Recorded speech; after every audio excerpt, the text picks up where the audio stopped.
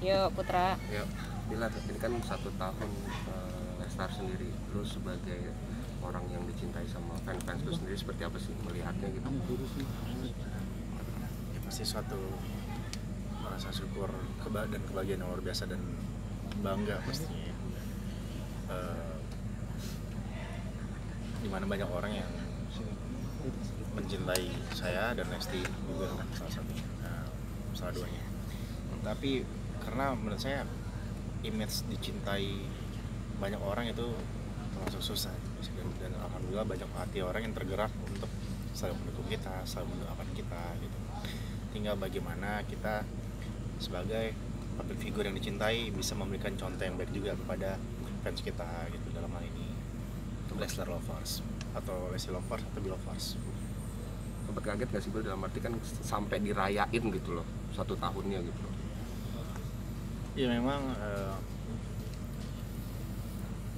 kalau dibilang kaget, mereka sering melakukan surprise sih, bukan hanya anniversary tapi saat manseri juga, 2 bulan, 3 bulan dan seterusnya. Mereka sering melakukan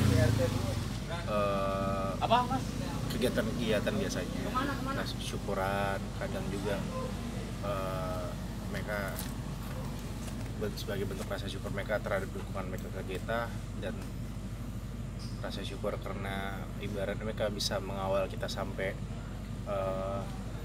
sesuai dengan progresnya nih. Mereka selalu menggalang dana, biasanya menggalang dana untuk bantuan bencana alam atau orang-orang yang lagi tertimpa musibah. Itu satu hal yang membuat saya senang banget, banyak fans seperti Lestar Lovers ini gitu, Lovers dan Lesti Lovers. Di satu sisi kan ada kebahagiaan dalam arti merayakan 1 tahun Leslar nih Bil. Di satu sisi juga mereka juga agak sedih gitu Bil, dalam arti kayak ada kemunduran dari acara lu sendiri, padahal mereka udah siap banget gitu untuk mungkin memberikan hadiah atau setidaknya membantu lah jalannya. Ini lo dong yang perwakilan sih. Lo dong. Apa tadi udah dikumpulin sama lo ya? Enggak ya. Oke. Ya. Bukan cuma mereka, kita pun pasti sedih dan kecewa. Cuma bagaimana lagi, ini sudah menjadi jalannya. Sebagai warga negara yang baik juga saya harus patuh ya terhadap kebijakan pemerintah. Terus kita juga pengennya acara yang kita gelar, pernikahan yang kita gelar bisa menjadi sesuatu yang luar biasa, sesuatu yang bisa dikenang, sesuatu yang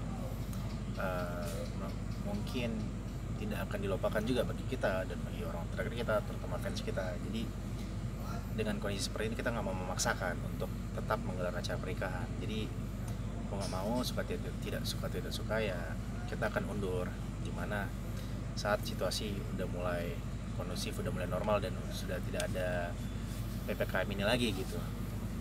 Karena kita pengen di acara resepsi kita, di acara kita dihadiri banyak orang-orang terdekat kita, dan ya mudah-mudahan juga bisa jadi juga akan ada dalam rundown di mana nanti kita mungkin akan interaksi langsung dengan mereka lewat mungkin via Zoom, atau nanti kita akan pikirkan lah bagaimana caranya. Sempat ada pembahasan juga sama Dede, sampai akhirnya juga posting isi chat bersama Dede. Ya itu salah satunya, sempat kita cerita lah, dan ya Dede mengutarakan kesedihannya bahwa seharusnya saat kita lagi chat itu sebenarnya kita sudah di waktu itu kita sudah akad harusnya gitu, tapi memang Tuhan belum mengizinkan. Tapi kita selalu percaya bahwa selalu ada hikmah ya dalam setiap kejadiannya, dan ya kita selalu berpikir positif lah bahwa rencana Tuhan insya Allah akan lebih baik. Memang kenapa? Mas lo sendiri ada nggak sih keinginan sekarang ya udah aja dulu biar lebih cepat, nanti resepsinya belakangan, ada nggak sih pikiran seperti sama dia?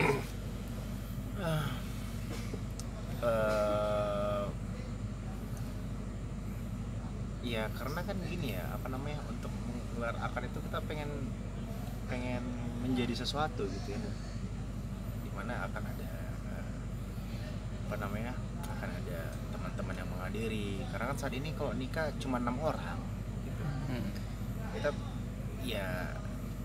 Kita nggak ibaratnya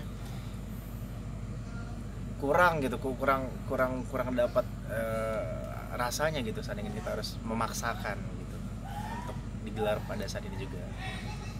Artinya Kak Bilar, maaf, untuk undangan sendiri udah sempat disebar atau belum sih? Belum sebenarnya, karena kita memang seperti saya bilang sebelumnya, kita nggak pernah sesumbar. Kita memang selalu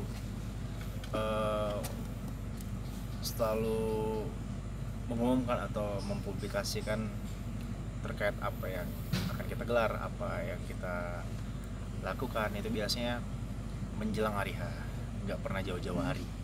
Dan termasuk dalam hal ini kita memang belum sempat untuk menyebarkan undangan, keburu ada kebijakan seperti ini gitu. Tapi kita menghormati lah apapun kebijakan dari pemerintah. Vendor dan lain-lainnya gimana? WO segala macam gitu Bang, kerugian. Ya mereka juga paham lah. Dan sebenarnya kan bukan cuma kita yang mengundurkan pernikahannya, banyak juga beberapa orang, beberapa public figure juga yang memutuskan untuk tidak memaksakan untuk menggelar pernikahannya gitu di saat ini.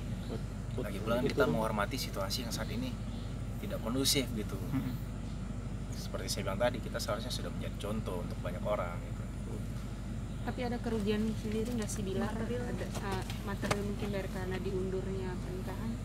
Deg-degannya lagi jadi lebih lama atau?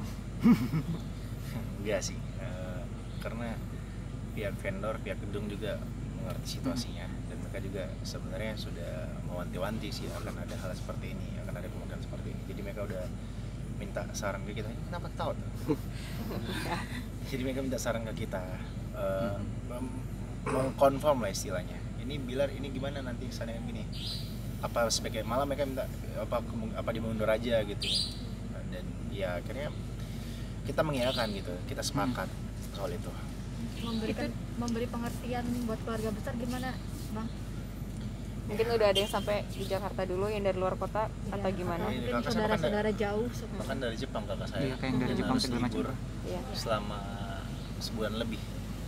Ya, tapi mereka mengerti lah, mereka juga kan tahu ini momen spesial, momen yang insya Allah sekali seumur hidup dalam hidup saya. Jadi ya mereka support dan mereka mengerti akan hal ini. Tapi itu diundurnya jauh nggak sih Bilar dari tanggal yang sekarang, maksudnya sampai nanti benar-benar suasana benar-benar kondisi? Belum tahu, kita lihat nanti lah. Jadi belum ada tanggal ditentukan, berarti nunggu ini lalu baru akan menentukan. Iya, kita lihat nanti lah.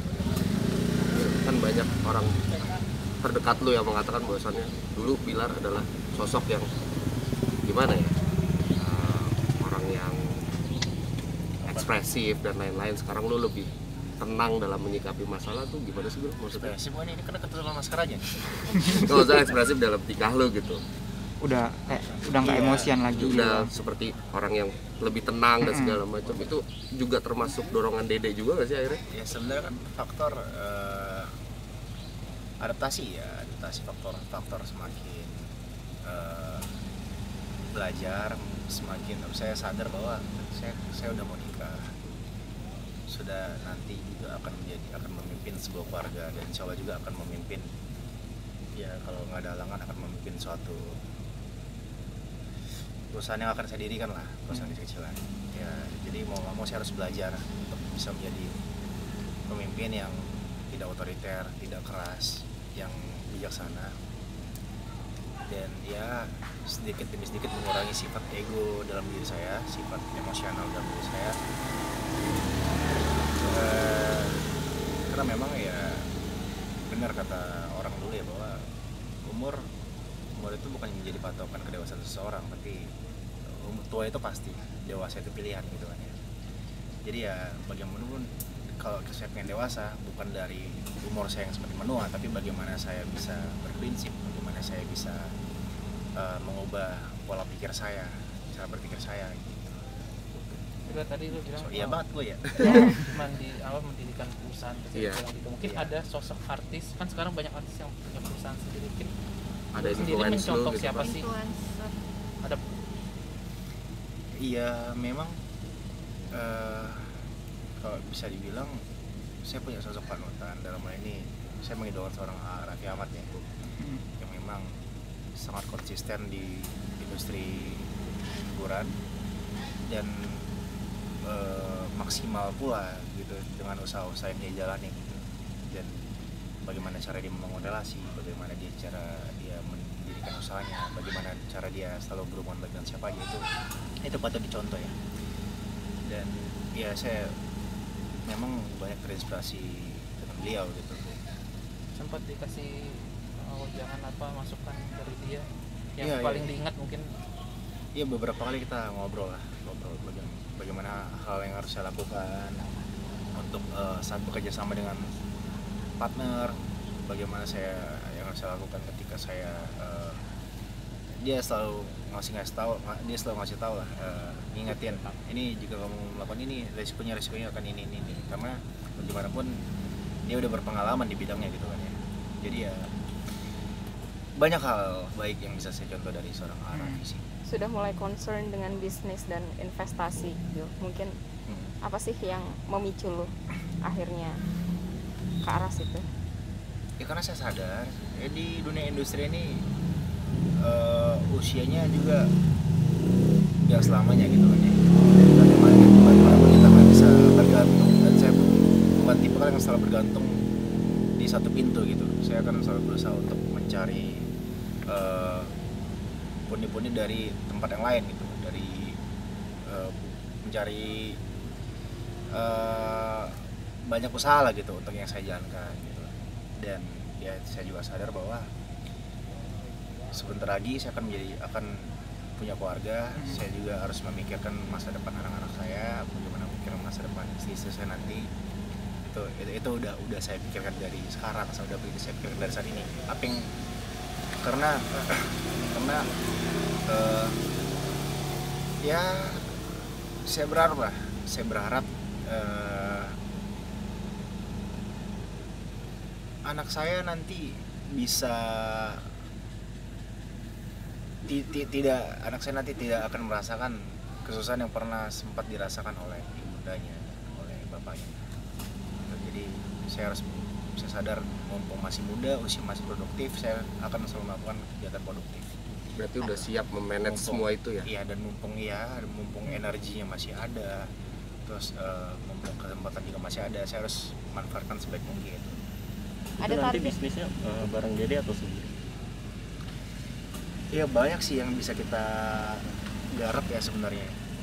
Bisa saya sendiri, bisa sama Dede. Dan ya kalau sama Dede kemungkinan juga insya Allah akan lebih besar karena memang kita gabungan ya. Kita besar tuh bukan karena les doang, bukan karena lar doang, tapi karena leslar gitu. Jadi akan ada kemungkinan di mana kita bekerja sama bareng, berbisnis bareng. terakhir ada target nggak sih mungkin di dunia di dunia entertainment ini akan sampai umur berapa gitu? Kalau Arafi sendiri kan punya target dia usia 35 pengennya udah selesai semua deh di depan layar gitu. Kalau Bilar sendiri ada juga gitu? Saya belum bisa jawab sih ya, karena masih banyak yang pengen saya raih, masih banyak yang pengen saya gapai. Bagi saya nggak pernah cepat puas dengan apa yang saya dapat gitu. Kita lihat bagaimana nanti lah. Dan yang pasti memang akan ada titik jenuh ya biasanya dalam sebuah pekerjaan ya. Kita lihat nanti bagaimana saya sendiri belum bisa menjawab untuk saat ini. Yang pasti saya sangat menikmati dengan apa yang saya kerjakan saat ini dan dengan apa yang saya lakukan saat ini. Oke. Saya kegiatan masih seperti biasa atau justru lebih banyak sekarang syuting? Apa? Kegiatan Syutingnya justru lebih jamnya lebih padat atau seperti apa? Sebenarnya mumpung belum nikah, saya memang sengaja agak longgarin waktu saya. Tapi ya setelah nikah nanti ya kita nggak tahu. Sepertinya saya akan lebih banyak waktu untuk bekerja sih daripada sekarang. Oke. Ini kan saya lakukan, saya sengaja ngelonggarin supaya saya bisa mempersiapkan hal-hal yang masih saya persiapkan sebelum nikah gitu. Siap. Oke, Thank Mari. you. Thank you. Thank you.